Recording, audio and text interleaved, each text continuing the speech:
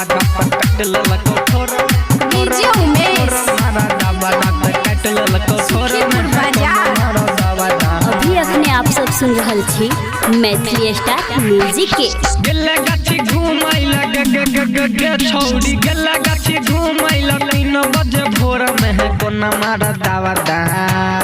ठोर में कोना मारा दावा दात कट ललको ठोर में कोना मारा दावा दात कट ललको ठोर में है कोना मारा दावा दा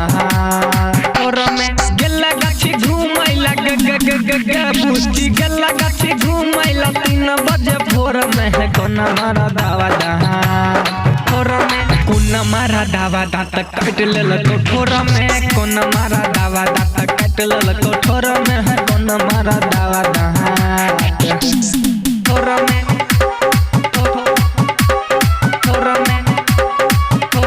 ठोर में दावा दात कट ललको ठोर में DJ Umesh Maithili star music के गुप्ता म्यूजिक सुखीपुर बाजार गुप्ता म्यूजिक स्टूडियो जान गेलियो अब हम कर देबो हाला रसे रसे जान दे तो टोला मुहाला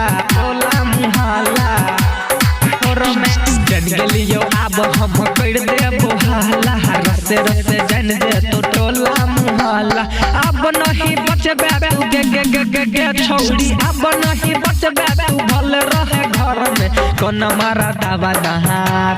ठोर में कोना मारा दावा दात काट ललको ठोर में है कोना मारा दावा दात काट ललको ठोर में है कोना मारा दावा दहार ठोर में कोना मारा दावा दात काट ललको ठोर में सुखीपुर बाजार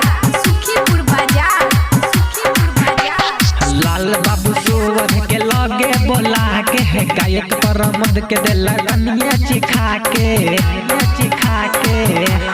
ठोर में डीजे विकास के लगे बोला के है परमद के दिला तू कनिया चिखा के एगो छौरिया रहो गई एगो छौरिया रहो और तोरा जर में है कोना मारा दावा दात ठोर में कोना मारा दावा दात कट ललको ठोर में कोना मारा दावा दात कट ललको ठोर में है कोना मारा दावा दहार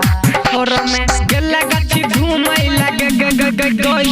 गल्ला गाछी घूमै लगे 3 बजे भोर में है कोना मारा दावा दहार ठोर में कोना मारा दावा दात कट ललको ठोर में है कोना मारा दावा दात कट ललको ठोर में है कोना मारा